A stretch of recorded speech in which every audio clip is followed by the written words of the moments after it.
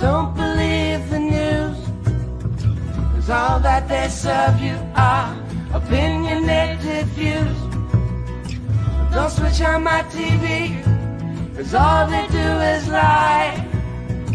And I don't need no programming telling me what to buy. But I believe the truth will set you free. I believe the truth will set you free.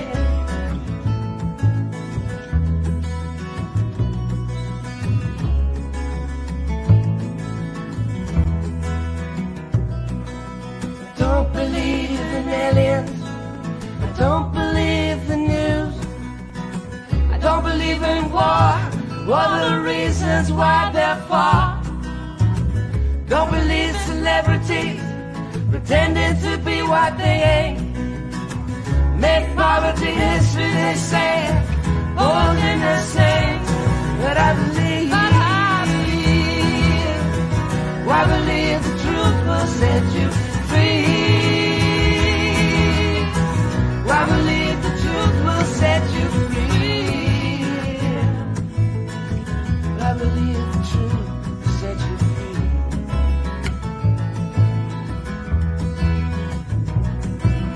Don't believe the justice system will give you what you deserve.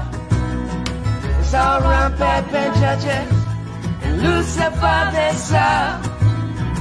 Don't believe banks are honest, they fleece you to the bone. When there's nothing left to get, they'll even take you home. But I believe the truth will set you free. I believe the truth will set you free. I believe the truth will set you free.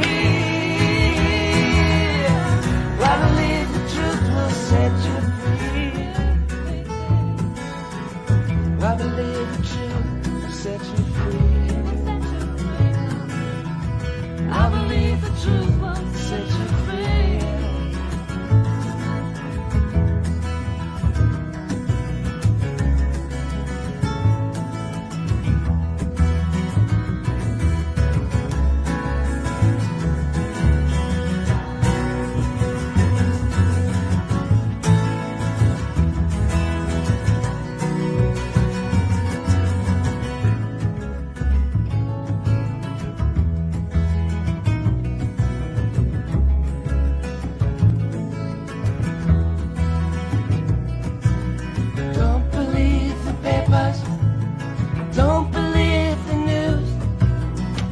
All that they serve you are opinionated views. I don't switch on my TV, 'cause all they do is lie. I don't need no programming telling me what to buy. But I believe the truth will set you free. I believe the truth will set you free. I believe the truth will set you free. I believe the truth will set you free. I believe the truth will set you free. I believe the truth will set you free. I believe the truth will set you free. I believe the truth will set you free. I believe the truth will set you free. I believe the truth will set you free.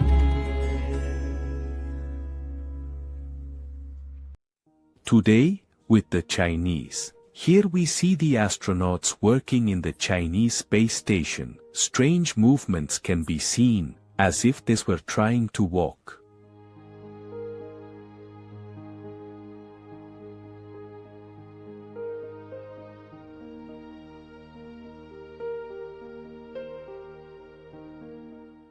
You can also see that the Chinese characters pass behind some astronauts, suggesting that the scenes are recorded in layers.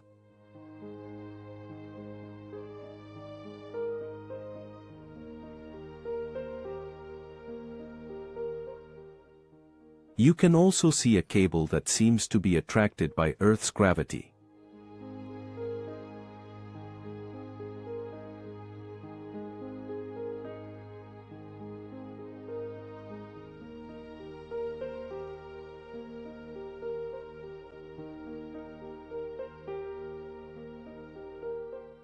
Do you really think they are in space? Hello, my dear friends. Hope you guys are doing fine today. As you see, I got a new skin here for the show.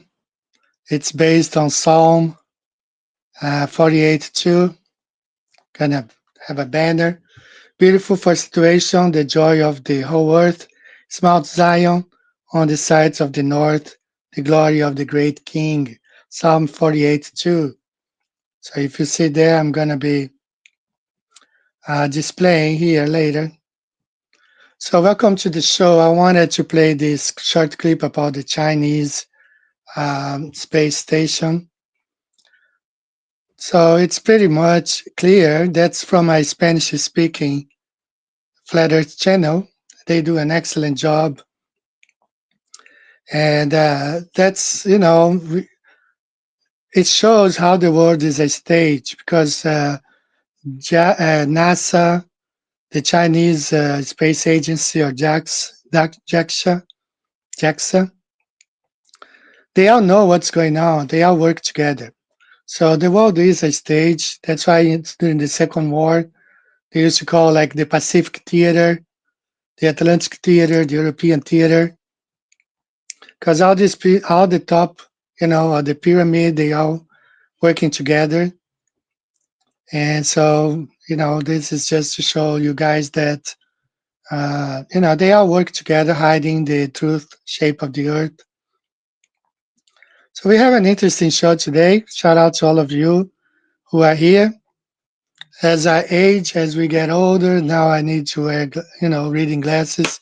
So sometimes I can't really see, but welcome all you to the show today.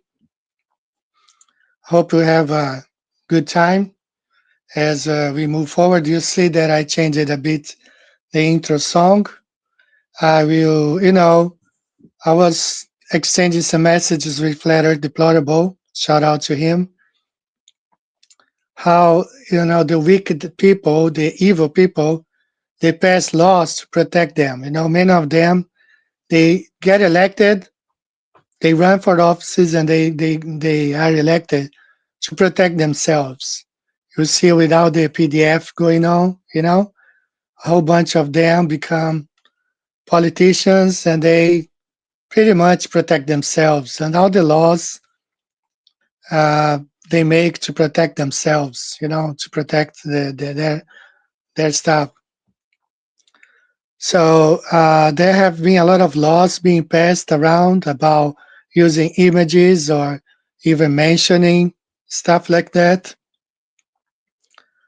Yeah, I know. Well, we will. I don't know what we will do, but I have to be careful about using those images now. In Brazil, all my friends, flat Earth friends, they deleted all TFE stuff. So you gotta be careful.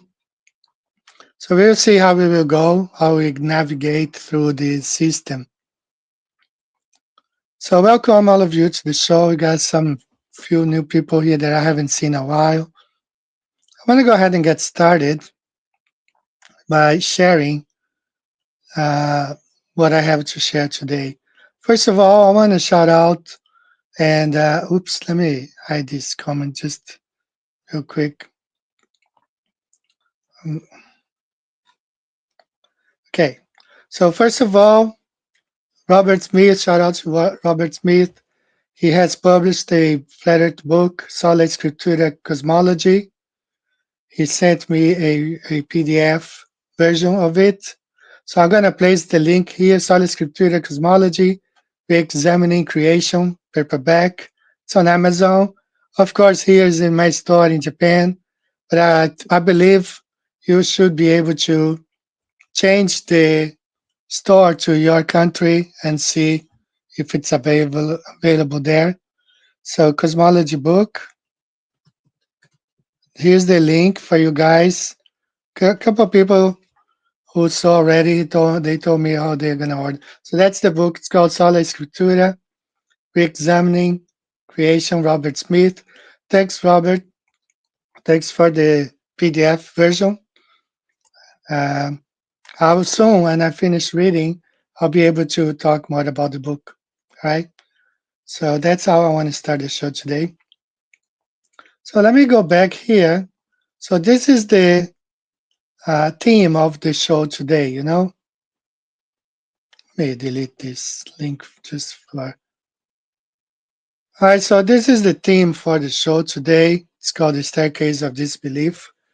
A few years ago, a guy, I forgot his name, from England, he went to that show, Veritas Radio, and he talked about the staircase of disbelief. He didn't go too far. He only mentioned, I believe, 7 steps or 8.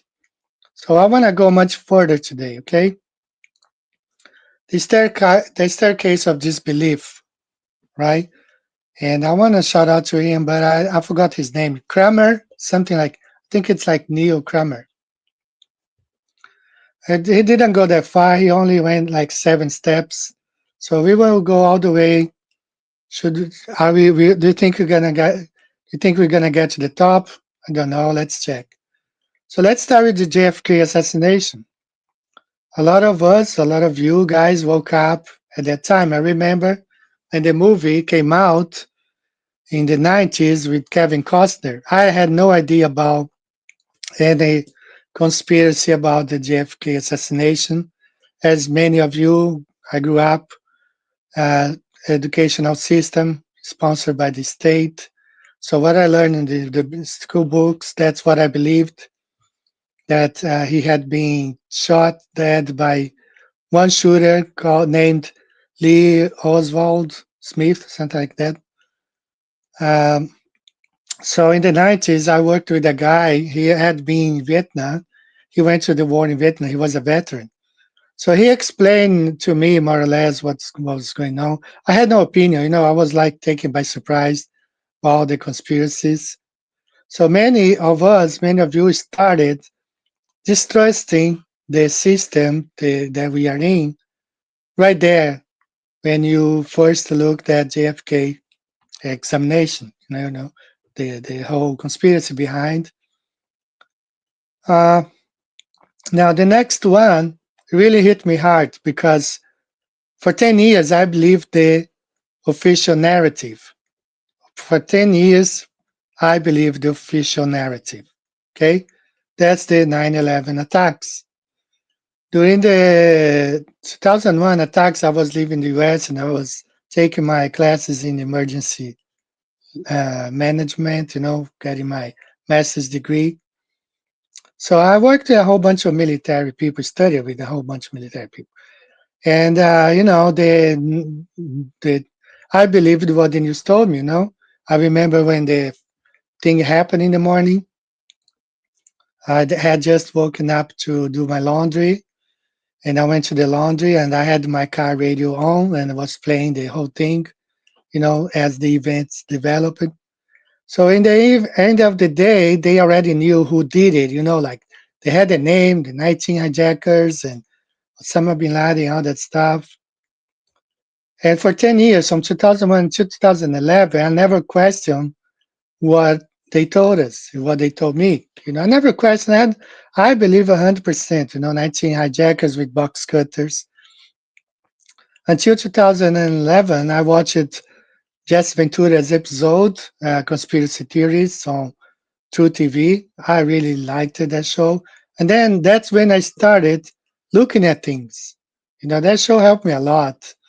And then I started looking at 9/11, and then things could not add up. So there I was, 2 steps climbing up the staircase of disbelief. Okay. So the next thing, weapons of mass destruction. So again, I believe the narrative. I remember Colin Powell at the United Nations doing his presentation, showing that Saddam Hussein had trucks with uh, all those weapons of mass destruction, and you know, hold on, guys. Let me just check if you guys are hearing me because last week I had a lot of audio problem last week. So you guys can hear me well, right? Please let me know. I believe so. I hope so. You guys can hear me well. Thank you. All right, let's continue. Let's go back here to my presentation right here. Okay. So I remember, Bush and Tony Blair, pushing these weapons of mass destruction. Then years later, well, we found out that nothing, they had no weapons of mass destruction, was all hoax to invade Iraq and steal their oil. 1 million people dead, all based on lies. So there I was, finding out another lie that had been pushed to us. And then as we step up this, staircase, the next thing I learned, the crisis actors and the mass shootings. Again, I used to believe those stuff were real until I have to shout out my good friend Russian Vids.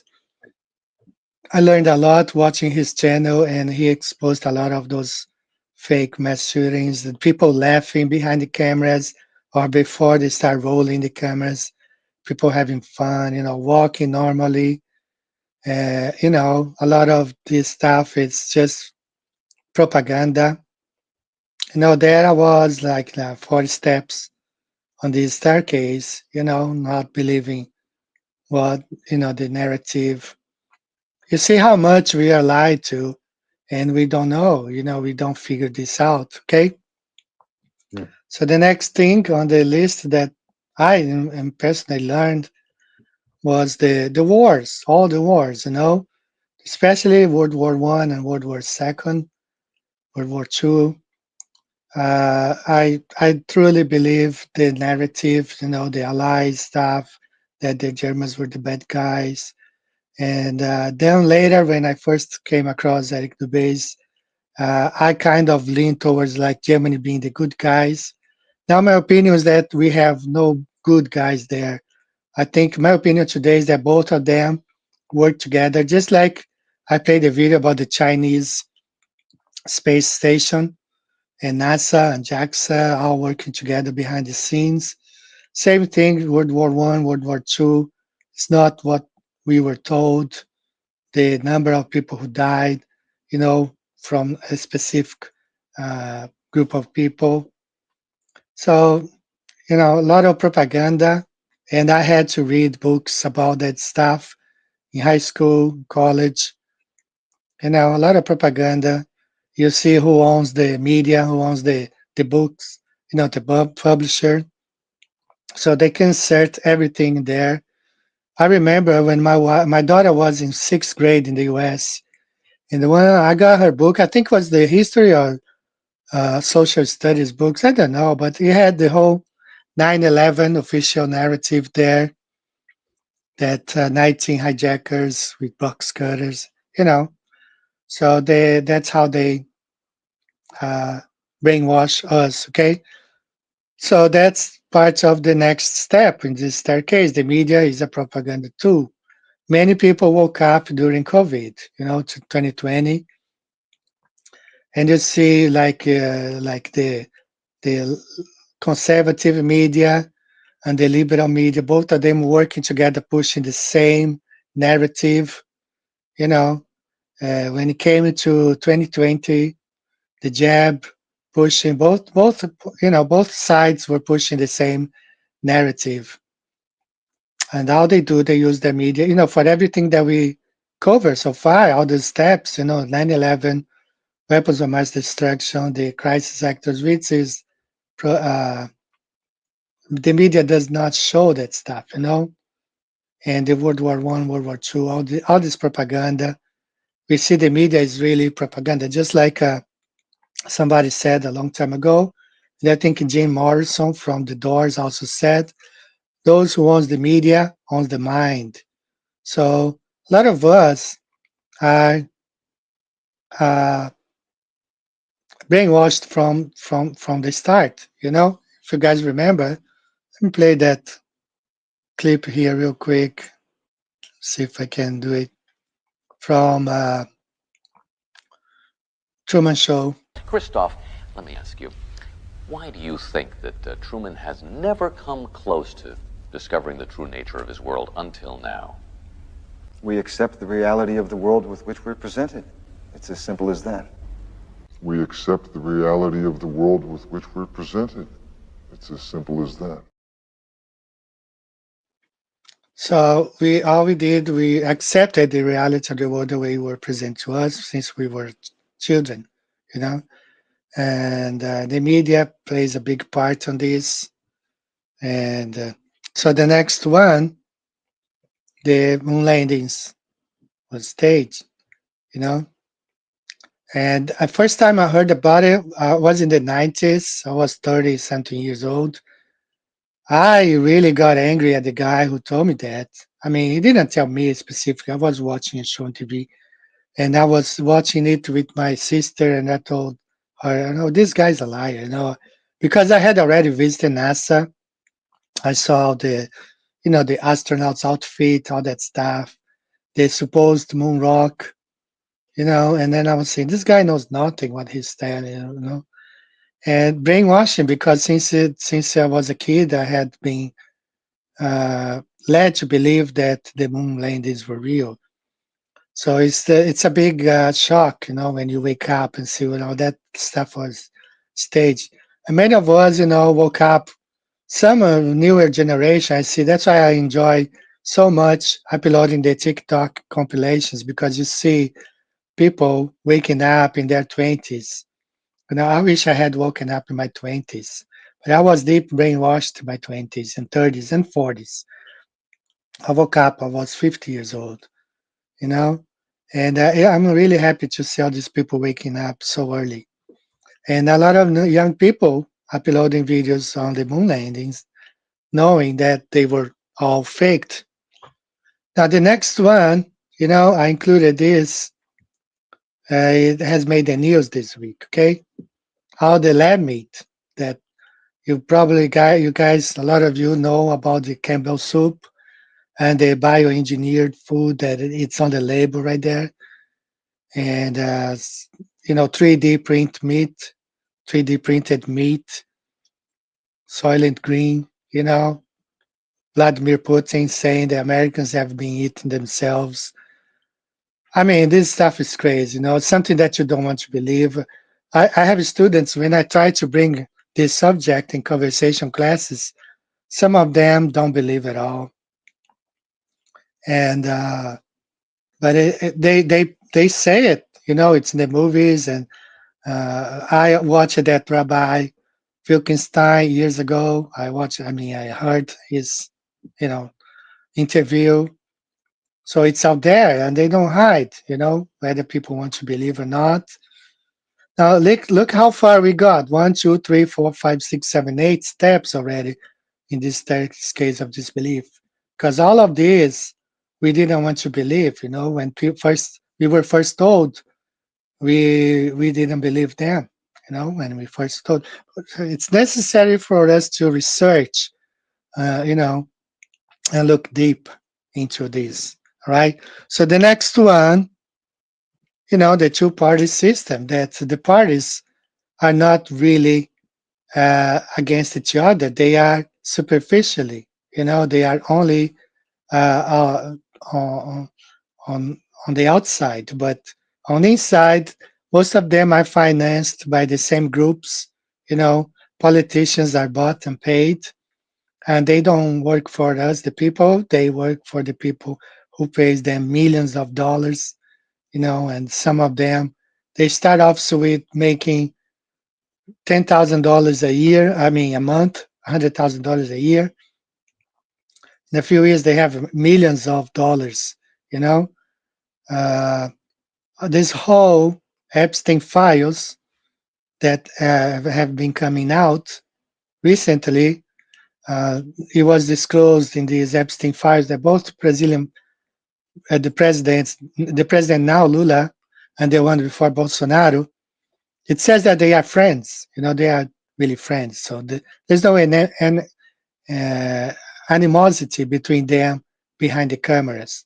So we don't have a two-party system. We have a one-party system that plays two roles, so we can get to be divided. But they have one goal, and they are achieving this goal, which their new world order. So look how far we have gotten so far. So the next one, the fake history, right? Everything that in the school books are, faked. Just like I heard there is a cardinal from the Catholic Church. It's an old video. It's black and white. He said that Napoleon never existed. They started Napoleon and Apollo is the same. Someday I will play this video here. And so I'll just as I mentioned, Department of Education is really the Department of Indoctrination because everything is in these school books are made up stories. When you learn that Tim McGraw, the publishers, Oxford publishers, they're all behind one name, one group, and the Rockefellers, they said that they didn't want a nation of thinkers, but they want a nation of workers. And when you learn, especially all this stuff that's coming out right now, all those mud floods and stuff like that, they were never in the school books in the first place. So you learn how fake it is. A few weeks ago, I played a video of an entire city buried under the Amazon, and the Education Department of Brazil refused to uh, look at the issue. They don't want to change what's being taught by the Brazilian school system. So they totally ignore, sometimes even make fun of the researchers, all the discoveries there, entire cities, system, streets, there. And that's not an old city. It's not something that people will say that was before the flood.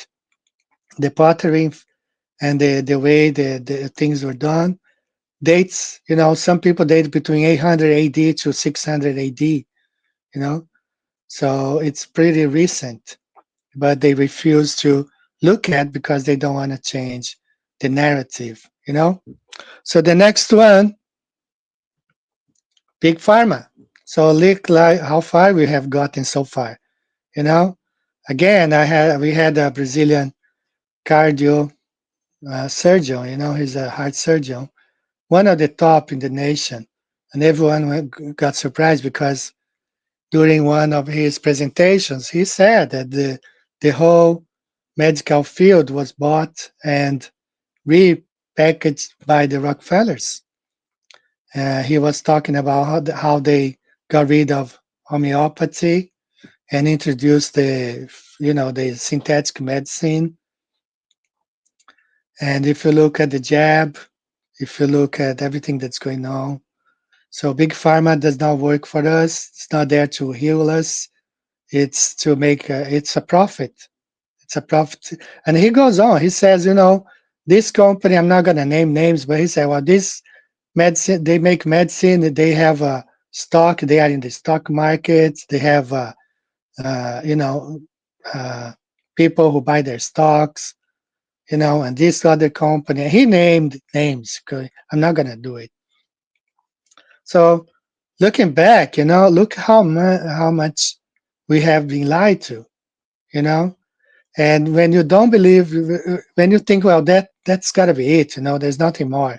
And some people, every step, like, let's go back, like, let's say the person is here, when you mention the moon landing, they don't want to go the next step. They don't want to climb anymore. They stop there, If you say the moon landing was there, they don't want to believe. They don't want to go there. You know, some people just stay here in the 4 or 5 steps. They don't want to climb. You know, they don't want to keep climbing. You know, but some people get to here and they keep advancing. So what's next? Well, let's look at flat Earth. You know, flat Earth to me has been the mother of all the conspiracy, all the lies, because it's hidden. They have hidden this in the past 200, 300 years, changing history, changing school books, changing everything. Last week I played a video about how the globe was introduced. You know, they call the globe doctrine, the doctrine of the globe. You know, and flat Earth right there. You know, we can see we know the Earth is flat. We measure Earth is flat. When we fly, we see too far. We remember the guy JT Tolan, I guess. He had his camera with the infrared, and he could, you know, literally when he was flying, could see hundreds, if not thousands, of miles. A pilot flying from Egypt to Spain, he announced on the system, you know, that they were able to see Mount Everest, you know, which was 2,000 miles away.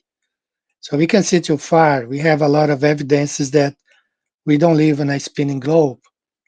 You know, so look at how far we got if you look back. But some people don't want to go. Do we have any steps? Do we have any other things left to look at? Well, in my opinion, we do. And that's what I've been looking at. And I have gotten a lot of criticism about it. But I want to be able to look at the Millennial Kingdom because I believe now that it's another thing they are being hiding from us. And I want to take this next step, and I've been taking actually in the past 2 months. So look at how much we have been live from flat Earth back. If you look all the way back to the JFK assassination, okay, look how much, you know, from here, you know, all these steps we took, all right, we got to flat Earth. And some people say, no, don't go to the next step, you know, but I wonder why you don't want to go to the next step. Why?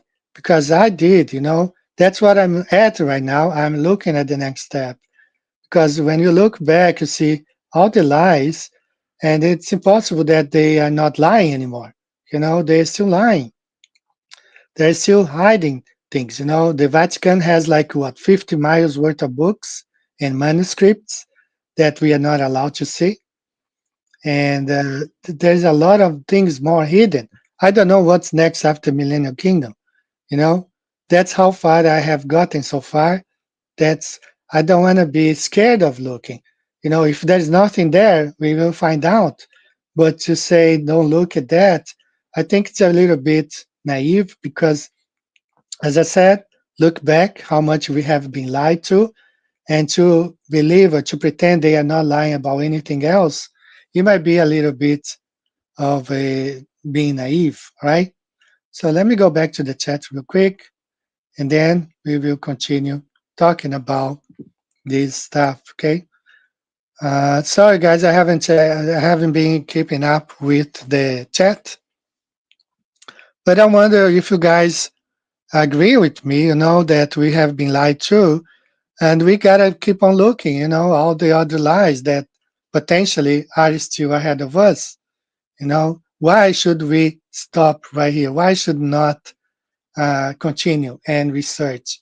Okay, why should we be afraid of?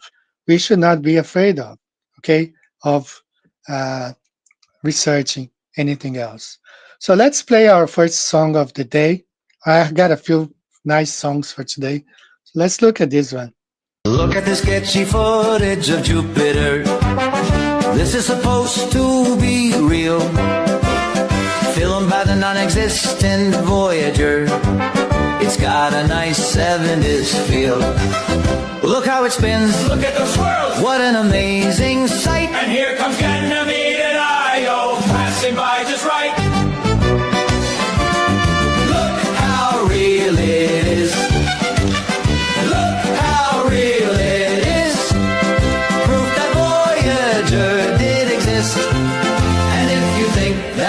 made in the studio, then you're a conspiracy theorist. Voyager left in 1977 and got there in 1979.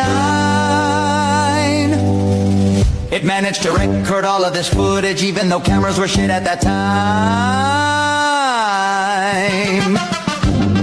Look how real it is. Oh yeah. Look how real it is. Proof that Voyager did exist. And if you think that was made in the studio, then you're a conspiracy theorist. Song by Queen of Space, TikTok. She does put together great songs. I'm gonna play more songs of her. Everything is a lie except the words of Jesus. He's the only truth. 100% agree. That's why they are trying. They criticize Christianity more than anything else. And definitely, I'm with you on this. I think the alien invasion and the whole city might have something in common. They will have us believe God is the enemy. I have I have a thoughts about it. Okay, this is my own opinion. We've been talking about, I showed you guys a couple of weeks ago. I did the research, I did my part, how they already tried to build the third temple, and God really, burned them. Fire came from the ground, and they constructed. That happened in 363 A.D. under one emperor. I forgot the name now, but they already tried. Okay, what I think is going to happen, they're going to try to build this temple, and the same thing is going to happen. God will open the earth there, will swallow the workers just like it happened in 363 AD, and they will blame aliens. They will blame aliens in the North Pole, and they will rile the nations to go against the aliens, which is not really aliens. It's the camp of the saints. Right? That's what I think. That's my opinion. I've been thinking a lot about it. I think they will go ahead and try to build that third temple, which is not biblical. But God is not going to allow, because He hasn't allowed in 363 AD, and they will rile the nations of saying that aliens are doing that. That's my opinion. I agree. They have been part. A lot of, we can't criticize. Yeah, that's right. We can't criticize. We are truthers. Yeah, we have to look at all the lies, not just stop. Okay, I agree with you. We will talk about this stuff in the coming days.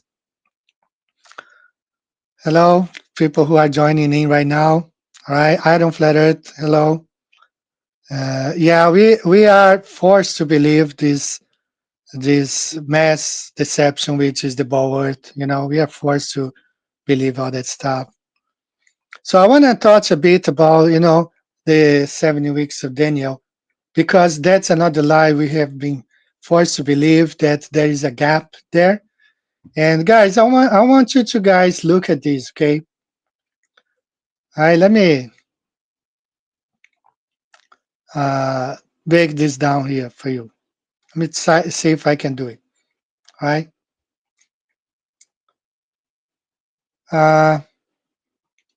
Okay, let me share my screen. So for some of you who are not Christians, don't know, hang on.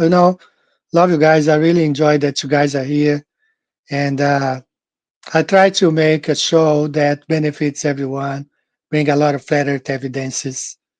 But you guys have to be aware of this millennial kingdom, because they call it Tartaria, but it's not really Tartaria. Tartaria, it's just a name. It's a psyop.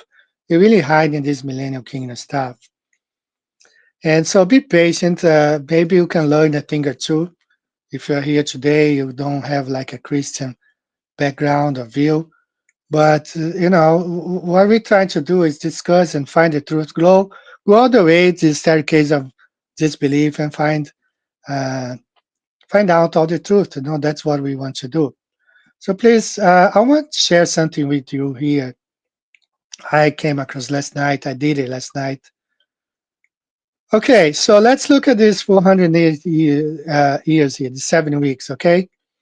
So the calculation, the prophecy is broken down in 3 periods, okay? The first period of 7 weeks or 49 years, the second period of 62 weeks or 434 years, the Bible called 62 weeks, and the final week that most people are taught to believe that's being postponed. There's a gap there, okay?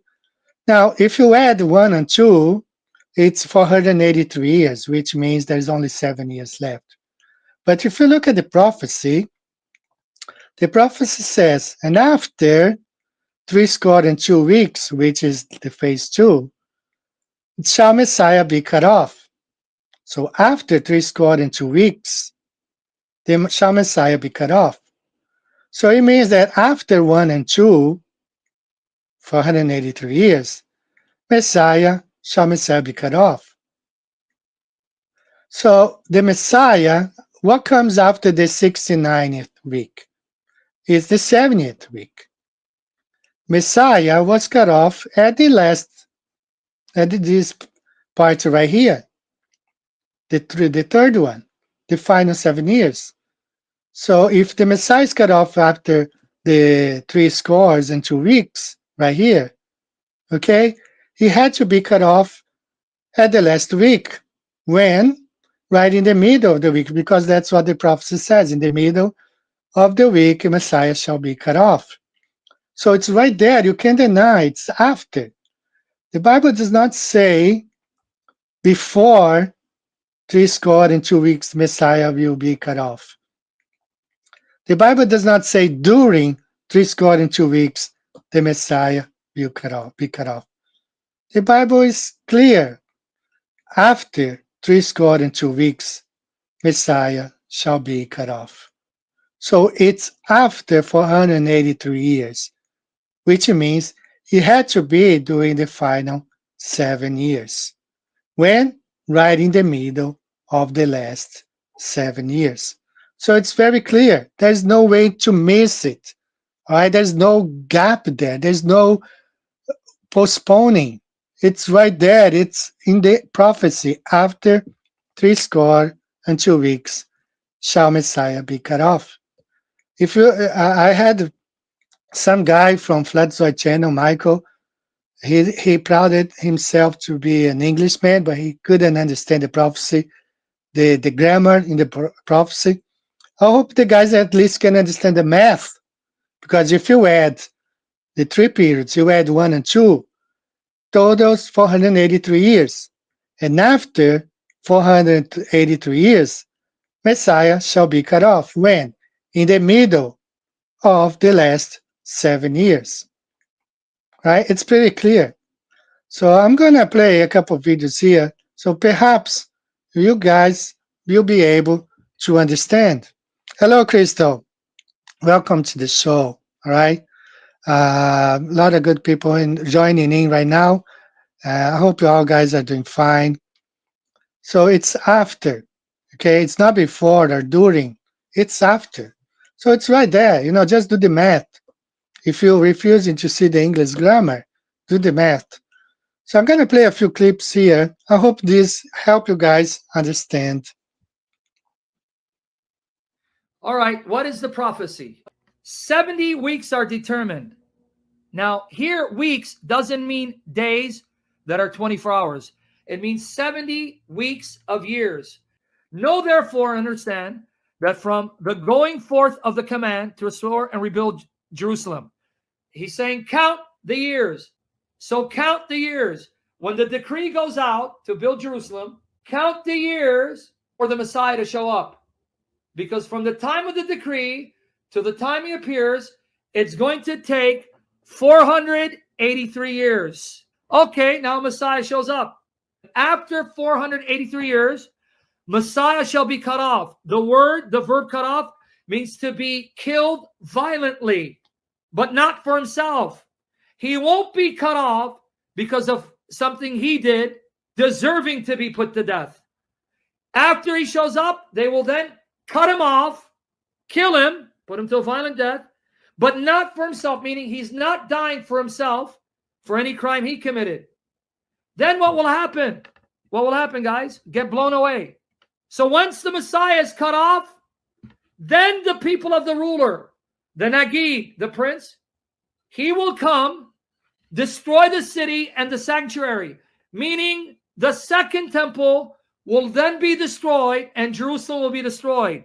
Is it a coincidence? The only man to claim to be the Messiah who was killed violently is Jesus. And is it a coincidence? After Jesus, the temple was destroyed a second time and the city destroyed a second time, just like this prophecy uttered. Now, some of the scholars believe that last week of years, 7 years, coincides with the rise of the Antichrist before Jesus's physical bodily return. Now, let me tell you my studied opinion. That's wrong. I used to think that, but now I know that's not what it's referring to. Are you aware from 66 to 73 AD, the Jewish war took place where the Jews rebelled against the Romans and the Romans attacked Jerusalem from 66 to 73 AD, 7 years. And are you aware, in the middle of the 7 years, the temple was destroyed, 70 AD, stopping sacrifices, exactly what Daniel 9:27 said. 66, 73 AD. The Romans come up to destroy Jerusalem and the temple because of their sin and rejecting the Messiah, rejecting his covenant, rejecting the prophets, thereby bringing the destruction, the punishment, and the wrath of God that God warned them he would bring if they rejected the covenant and the prophets who said they must believe in his Messiah. And in the middle of the 7 years, the temple is destroyed at the midpoint, because 70 is in the middle of 70 years, 66, 73. 70 is the midpoint, thereby putting an end to sacrifices like Daniel 9:27 said. So it has nothing to do with the Antichrist at the end and Jesus' second coming. All of this is about the events leading to destruction of Jerusalem and the temple a second time, which ended in 73 AD. To the word, to a T, perfect fulfillment. All right, a lot of people like Sam Shamu. I like him. I like to see how he destroyed Sham, the guy from the Kingdom in Context on the Trinity. He really did a great job. And yeah, you see, he changed his mind as well. You know, as I told you guys, I changed my mind 11 years ago when I watched this video here, which later I will show you guys. But 16 years ago, I watched this video. I uploaded 16 years ago, but I watched it like 11 years ago. You see there, it was uploaded 16 years ago. Daniel 9:27, the lie. I have played this video a couple times, but I'm gonna select like a minute from this to play today. So 11 years ago, I learned the true meaning of Daniel 9:26, 27. Okay. So looking again at the original Hebrew, and I even went to as far as download the original, the Tanakh. You know, Daniel, they have English and Hebrew there. You see side by side, you see the way exactly the prophecy is explained. And you see like the Jewish people, they come to Christ because when they read the prophecy, they realize Jesus Christ is the Messiah. As this man here, he put it, he says he's of Jewish descendancy. And reading Daniel 9:26, 27, he realized it's all about Jesus Christ and not about a future Antichrist. My entire worldview is based upon the fact that Jesus is not our Messiah. And I start to read Psalm 22 from our side of the Bible. I'm safe. Psalm 22. And as I'm reading, my eyes fill with tears because I can see him hanging on a tree. And I didn't expect to see him there. I'd never read Psalm 22 in my life. And then I went to Isaiah 53, which I'd never read in my life. And now the tears that were behind my eyes flowed from my eyes, because not only could I see him, but I could understand why he was on that tree, why he was killed. He was punished for us. Our sins were placed upon him, and he was crushed in our stead. And I just wept. I just wept and wept and wept. And after a while, I turned to the last part of the 9th chapter of the book of Daniel. It says that Jerusalem shall be destroyed, and the temple, by the prince who shall come after the Messiah is cut off. Well, I knew at this time that Jerusalem had been destroyed in the year 70. I knew that the temple had been destroyed in the year 70. I knew that General Titus was the Roman general who destroyed the city, and he was the son of Emperor Vespasian. Therefore, Titus was a prince. And if it only had stopped there, I would have been safe. Jerusalem shall be destroyed, and the temple by the prince who shall come. But there was a fourth part. And the fourth part says, these things will happen after the Messiah is cut off. Which said to me that either this book that I've been reading, these scriptures, the Hebrew scriptures, are nothing more than the story of the Jewish people, or the Messiah came before the year 70. Jesus is our Messiah. All right, it's very clear. You know, if you look, just like all the KJV translators, and I've showed this last week. Sorry, guys, last week I had a problem, also technical problems. The live stream was simultaneously streaming 2 platforms, and it was so confusing, and I was getting comments from 2 different live streams. So I hope this week we won't have this problem. But basically, this is when you look at the prophecy and all the KJV translators, all the reformers, they had the same not opinion, they had the same conclusion that the 70 weeks of Daniel are fulfilled in Jesus Christ. He is the Messiah who was cut off after 62 weeks, something like that, after 62 and plus 7, after 69 weeks, he was the one who was cut off in the middle of the last week. Very clear, very simple to understand. Now, as I said, I'm from Brazil, and I had seen missionaries before in Brazil, and later, going those steps of disbelief, I learned that many of those missionaries were really like spies or, agents or something. They had an agenda, Just like a few years ago, there was a missionary jailed in North Korea, and North Korea government was saying he was a spy, and everybody was saying, no, he's just a Christian missionary. But after he was released and came back to the US, it was made public that he was indeed a spy. He wasn't there to preach the gospel. He was there to spy. So I came across this video this week and brought me back to, back in the 80s and 90s when I got to know several American missionaries in Brazil. So pay attention to this, what this guy says. Take a listen. Is it possible that the explosion of Protestant missionaries and Pentecostal revivals in South America was a CIA psyop to stop Catholic liberation theology? Well, yeah, let's talk about it. Hi, I'm Colton. I'm no stranger to Christian mission work. I went on and led missions trips all over Fiji, the Philippines, El Salvador, and then I worked at Oral Roberts University as a missions coordinator, organizing and coordinating missions trips all over Africa, Asia, and Latin America. And at the time, my intentions were sincere, but what I didn't see was that the whole missions world I stepped into had been shaped by Cold War politics long before I ever got on a plane. So let me give you some context. In the 1960s and 70s, Catholics across Latin America, priests, nuns, and regular people started reading the Bible with the poor and asking basic questions like, why are we living under military dictatorships? Why do so few families own all the land? And why does the United States keep backing the people who exploit us? And what does it mean that Jesus sides with the oppressed?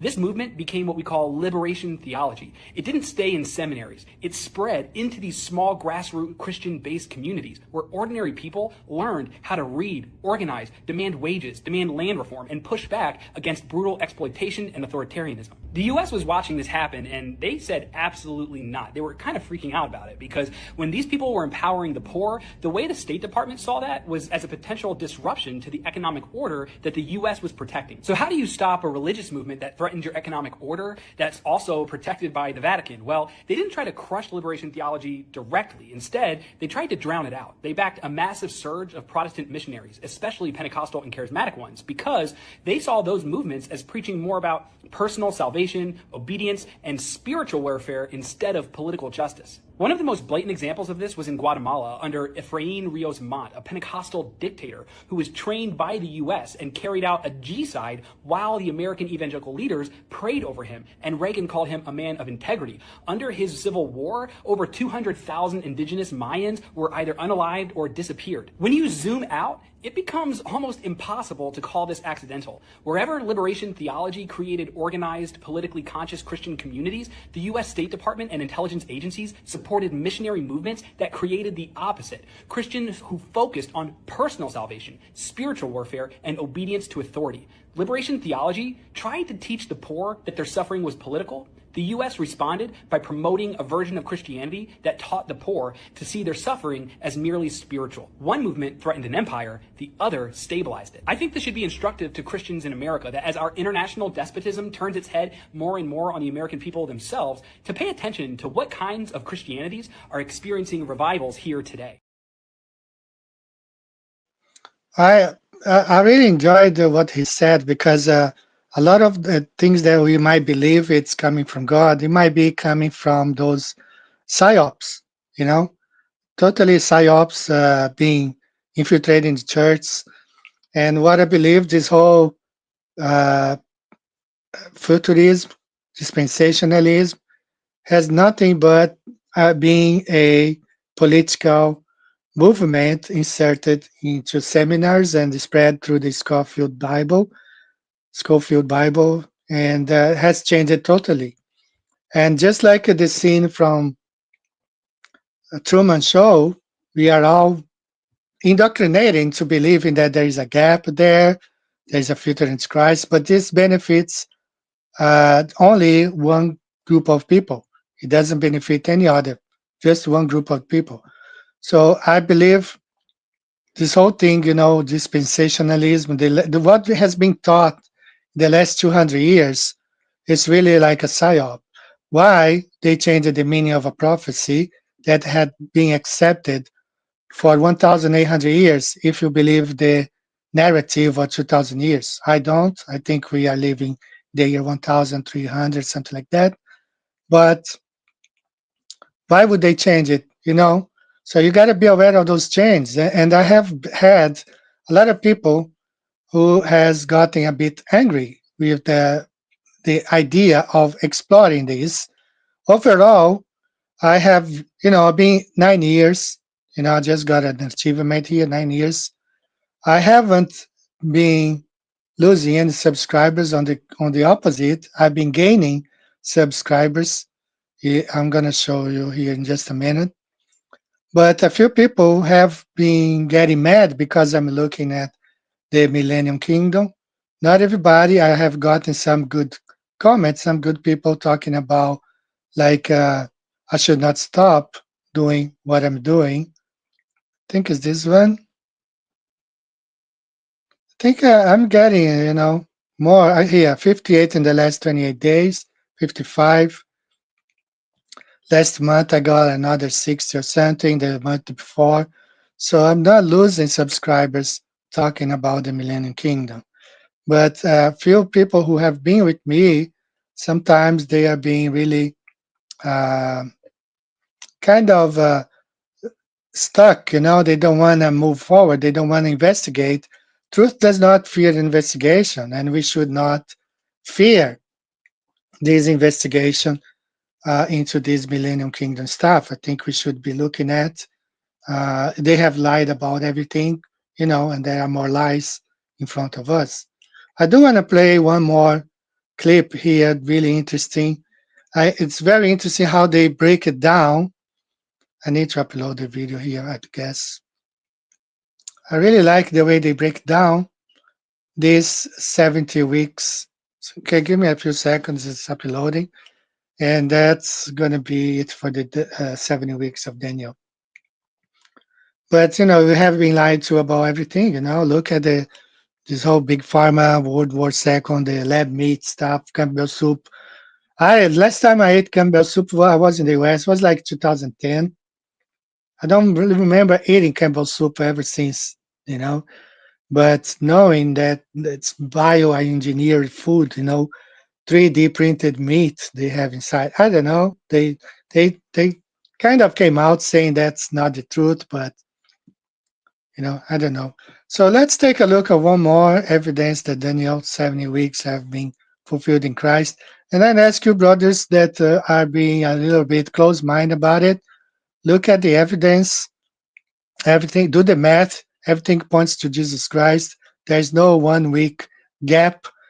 Jesus said on the cross, it is finished. He did not say it is paused. He did not pause anything. It is finished. All the prophets, he said on the way to Emmaus with the 2 disciples, he said that all the prophets, all that had been written about him in the prophets had to be fulfilled, including Daniel's 70 weeks.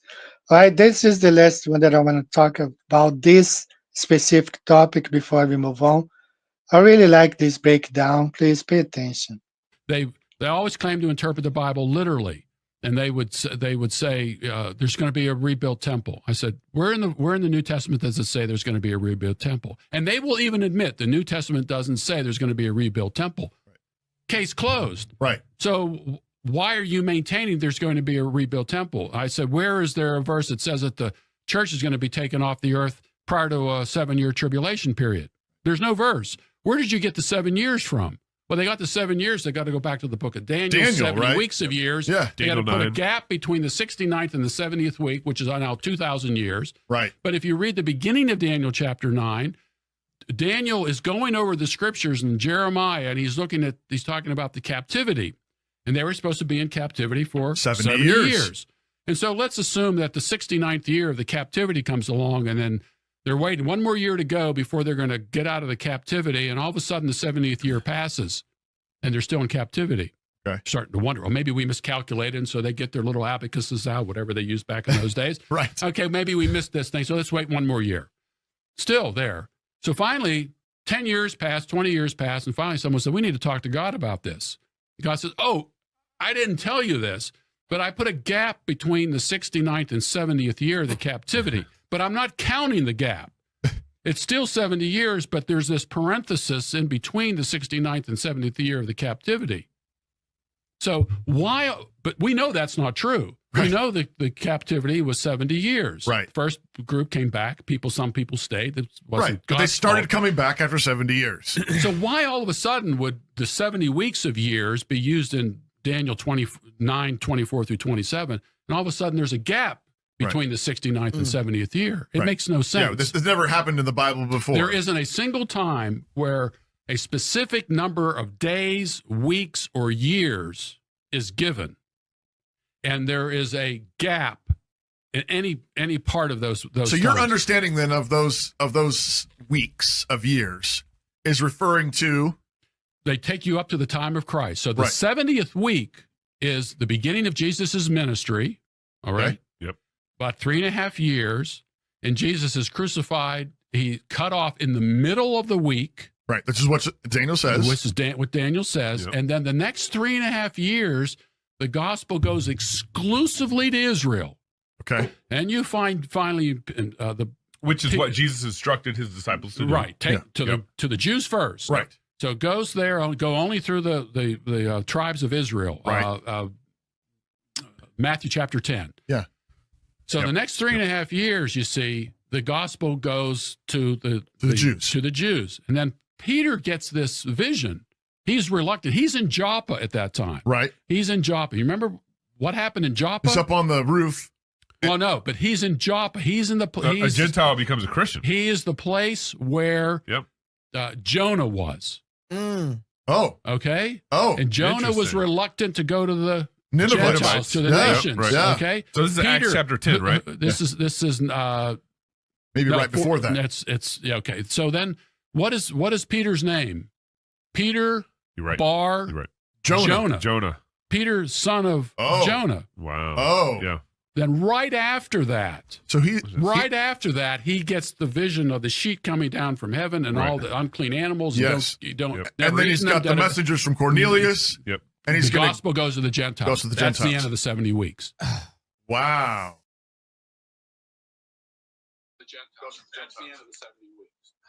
Isn't that great, guys? I really like the breakdown. I have talked to you about it, this stuff, how the gospel was preached just for the Jews for the last 3.5 years. And once Stephen was stoned and Paul was called and all this stuff happened, um, Peter was reluctant, just pretty much like Jonah. Jonah didn't want to go to preach. Peter didn't want to eat the animals that the Lord showed him in a vision. And that was it, in the middle of the last week. So there's no mistake there. Just do the math. Okay, if you guys are refusing to look at the grammar, the grammar, the structure of the text, which I'm not even going to play today. I was going to play one more video related to Daniel, but I'm not even going to play. Just look at the math. Just do the math. After 2 weeks, after the second part of the prophecy, the Messiah will be cut off. He didn't say before the end or during the 62 the years, the 3 score. Say after the 2 weeks, Messiah will be cut off. After 69 weeks, the Messiah will be cut off. When? In the 7th, because after 69th comes the 70th. All right. So it's pretty clear. So based on what we saw this guy saying, the missionary in South America, I start seeing a lot of those interpretation of a gap as a cult. I really think that you guys have to understand that this is a cult. Okay, this 9-year gap, 7 years gap, future Antichrist. I start looking this as a cult. Yeah, even though I'm a Baptist, there is a big Moody Institute, Biblical Institute in Chicago. That's a Baptist institution. I learned that stuff from when I started going to the Baptist church. My daughters, they attend Assembly of God, same thing. I think this doctrine of the future, the gap or stuff, this is a cult. This is not biblical. It's not there. It's not in the prophecy. It's not in the original. It's not in the grammar. Mathematically, it doesn't add up. So, guys, you need to open your eyes, I believe, to that. So I'm not even going to play the rest of it. I think it's pretty much explained. And I think I want to get over this Daniel 9:27 prophecy and move on. But it's been a bit hard, as I said, I have 12. I had 12, 9 years of channel. I have 12 patrons. I never pushed anything like that because I always was able to make my, do things on my own with my own money. Recently, because of a lot of problems, we are facing now a big challenge in the future. Japan, China is boycotting a lot of Japanese goods now because of the statements of the prime minister. And some people are seeing the yen crashing 3, 4, 5 months. The yen will lose its value totally. So a lot of things are going on. So that's why I decided to have a Patreon, also to help my family. I did lose, I think, 3 Patreons because they don't want me to just go forward and look at what's up, what's the next, let's look at this image again. It's right here. They don't want to really having me look at this. They think it, but I want to be able to go and look, I'm not afraid. I want to look because they have lied about all these things in the past, So, I humbly ask if you guys want to support the channel, be part. I would greatly appreciate. It's not required. Truth here is for everyone. I never, do anything like that. So let's listen to another song. Let's go with reggae music now. Exodus 20, verse 3, Genesis 5, verse 21, Genesis 11, Genesis 1, verse 7. And God made the firmament, and divided the waters which were under the firmament from the waters which were above the firmament, and it was so. Flat earth, we live in a flat earth, a God work, and everything live here. Happy a deception, we are live in a that you show me no live in a flat earth, we live in a flat earth, a God work, and everything live here. Happy a deception, we are live in a that you show me no live in a.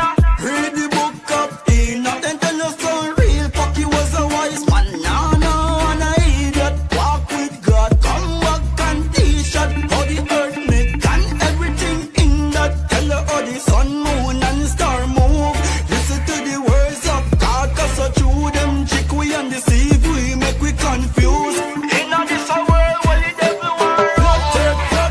Flat earth, we live in a flat earth, a God work, and everything live here. Happy a deception, we are live in a that you show me no live in a flat earth, we live in a flat earth, a God work, and everything live here. Happy a deception, we are live in a that you show me no live in a. Don't get tricked, you study the stars, study all-star movements. Overall, them move in a one-way car circular. That means that the earth now move none tall. If the earth did a spin round the sun as them say, while the sun a travel round in the galaxy, that means star fly from everywhere. But put it to the test, I know that you will get. Cause a flat earth, we live in a flat earth, a God work, and everything live here. Happy a deception, we are live in a that you show me no live in a flat earth, we live in a flat earth, a God work,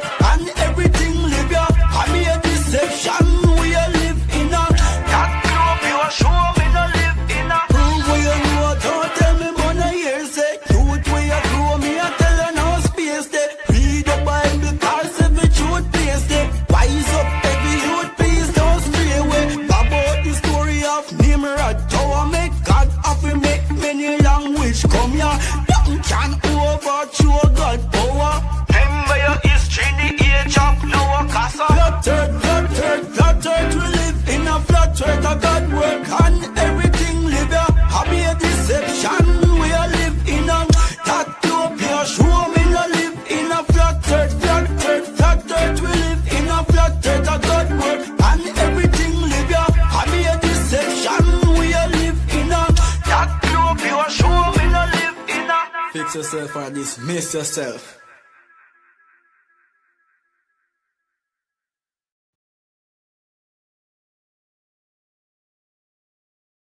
Great rap reggae song there. Um, so guys, if you want to support the channel, become a subscriber today, or keep watching. There's a lot of good stuff on the TikTok. A lot of people coming now. Some people criticize this young lady, but she's not a flat earther. She's questioning the globe. So she placed a lot of questions on the globe, and I really like her inquisitive mind. So that's what we have to do. This girl here also questioning the narrative, starting to question. A lot of people are questioning. All right, and I think we should support these people because we were them, past a few years ago. So if you want to support the channel, get a map or something, give one as a present, become a patron. You got pinned all my links here. I want to cover one more thing on this Daniel thing, and that's going to be probably the last one in live streams. Okay, so he shall confirm the covenant with many. Right. So who is this many? Right. So it's clear. If you look at the book of Hebrews, that's the covenant he came to confirm. Has nothing to do with an antichrist, end of the, there's nothing. It's amazing how these people twist this fact. Okay, So what covenant did Jesus confirm? It was the covenant God did with Abraham. So let's look at here. A son. God promised Abraham that he would have a son and that his descendants would become a great nation. It's right there in Genesis. Hebrews connects this with the arrival of Christ, the book of Hebrews, or the letter to the Hebrews, the New Testament. Who is the promised seed? Not seeds, but seed. Okay, the promised land. God promised Abraham land for his descendants. Okay, it's not the land of Israel. Hebrews references this by showing Abraham lived as a stranger, looking for a heavenly country, the heavenly Jerusalem, beyond the earthly land. That's, blessings to all nations. God told Abraham that through his offerings, all nations would be blessed. Okay, all nations, not just one group of people in the Middle East, all nations. Hebrews presents Jesus as the fulfillment of this worldwide blessing, the covenant with many. Number 4, the covenant sealed by blood. In Genesis 15, God made a covenant with Abraham through a blood sacrifice, symbolizing God binding himself to the promise. Hebrews directly connects this to the new covenant. That's the covenant that Jesus, the Messiah, confirmed during those last 7 weeks. Also established through Christ's blood. In Hebrews 9, 13, 15, we find that. And where Hebrews mentions the covenant with Abraham, in Hebrews 6, 13 to 18, God swore by himself to Abraham. He promised blessing and multiplication. The author says this oath is still the basis of Christian hope. We find that also in Hebrews 8, the covenant fulfills covenants for a shadow. And in Hebrews 11, Abraham lived by faith in promise that were not yet fulfilled. He looked for a heavenly inheritance. So this is the covenant that Jesus, the Messiah, confirmed with many. Genesis 17:2, I will make my covenant between me and thee. Genesis 17:4, as for me, behold, my covenant is with thee. Genesis 17:7, I will establish my covenant between me and thee, and thy seed, Christ, after thee. Genesis 17:9, thou shalt keep my covenant therefore. Genesis 17:10, this is my covenant which ye shall keep. Genesis 17:11, it shall be a token of the covenant between me and you. Genesis 17:13, my covenant shall be in your flesh for an everlasting covenant. So this is the covenant that the Messiah confirmed. It's right here. He confirmed during the last 7 years, right? So I hope this wraps up this whole Daniel um, prophecy, right?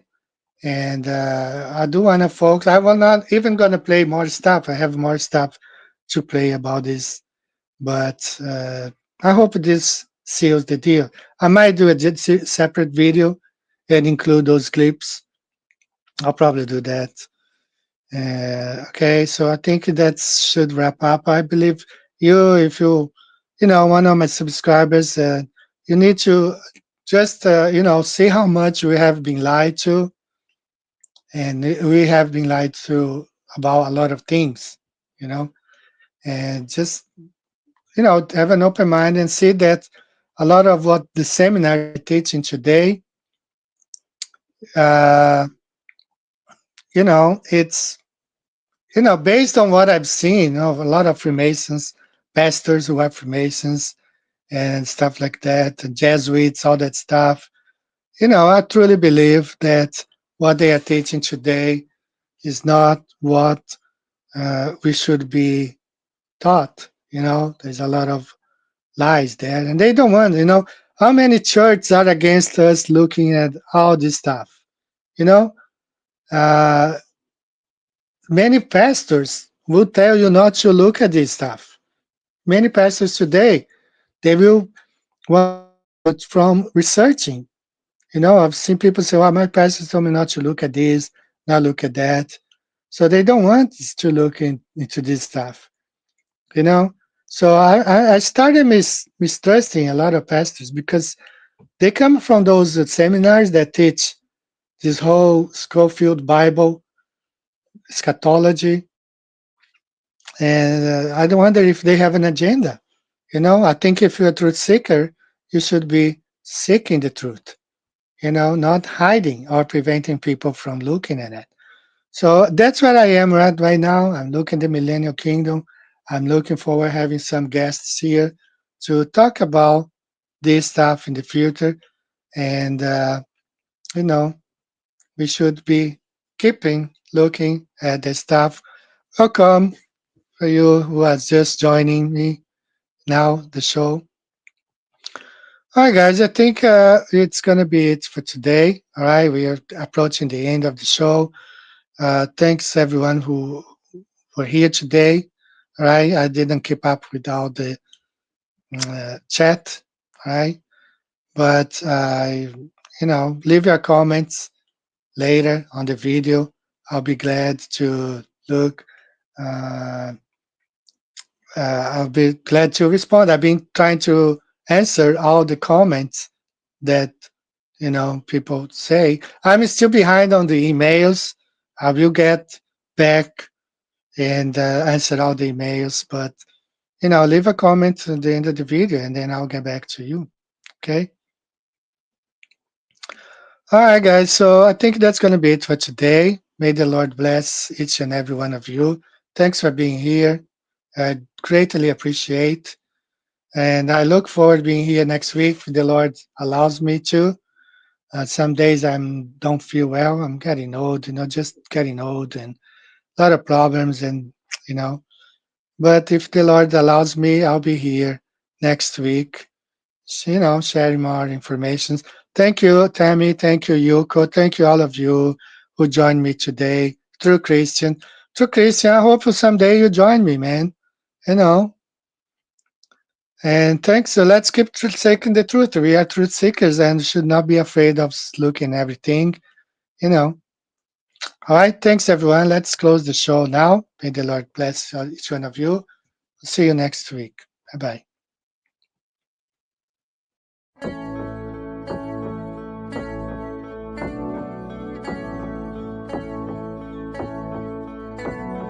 Wonderful, magical, celestial light, fantastical, mystical, wonderful sight.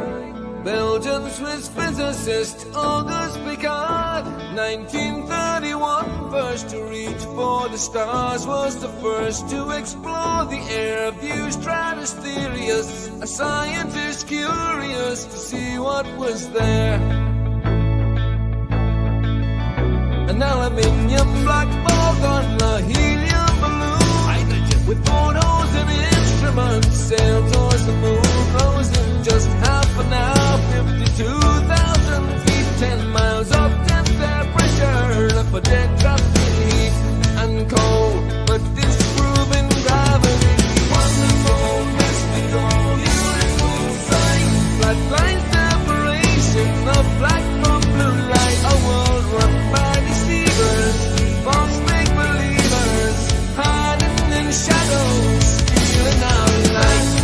Mystical, fluorescent light, wonderful, magical, awesome, yes, stealing our light. Wonderful, legendary light, supernatural, eternal, up we go. Higher than rainbows, higher than mountains, above cumulonimbus, higher than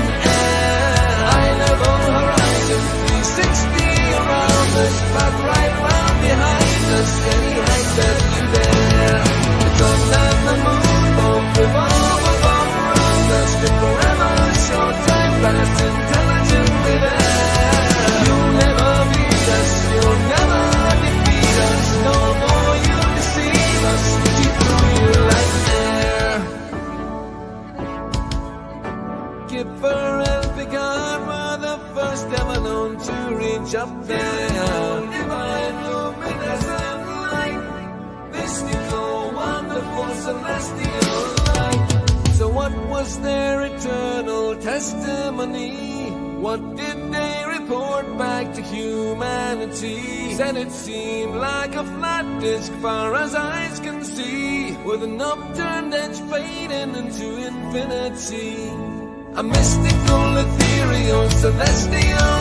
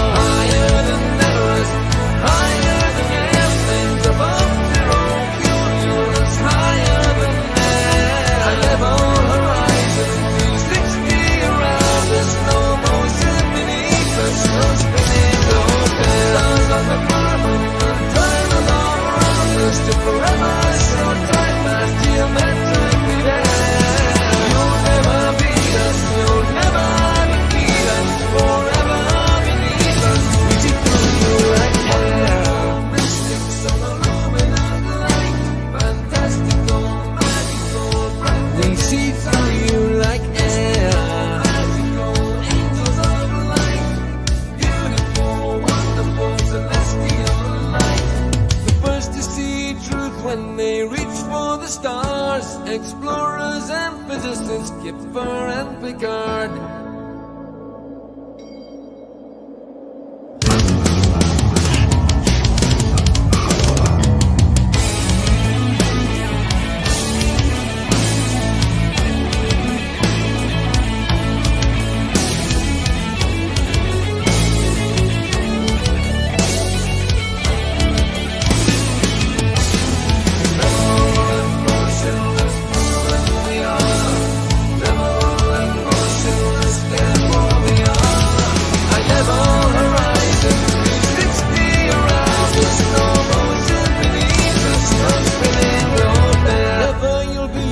Never you'll defeat us, forever beneath us. We see through you like air.